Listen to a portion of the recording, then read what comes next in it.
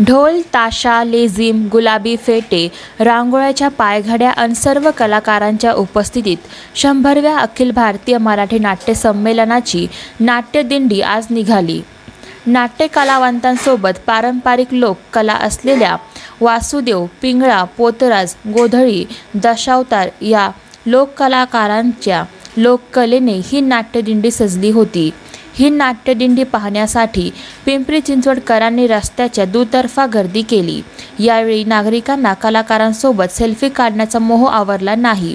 तसेच अनेकांनी हे सर्व क्षण आपल्या मोबाईलमध्ये रेकॉर्ड केले। मोरया गोसावी मंदिरापासून या नाट्यदिंडीला सुरुवात झाली। गांधीपेठ तानाजी नगर मार्गे ही दिंडी श्री मोरया गोसावी क्रीडा संकुलापर्यंत पोहोचली। आपल्या शहराची बातमी मिळवा आता शबनम न्यूजच्या ॲपवर। शबनम न्यूज मीडिया ग्रुप वतीने आपल्यासाठी शबनम न्यूज ॲप तयार करण्यात आले आहे। गुगल प्ले स्टोअरद्वारे आपण सदर ॲप डाउनलोड करू शकता व शबनम न्यूजवरील बातमी क्षणात मिळवू शकता।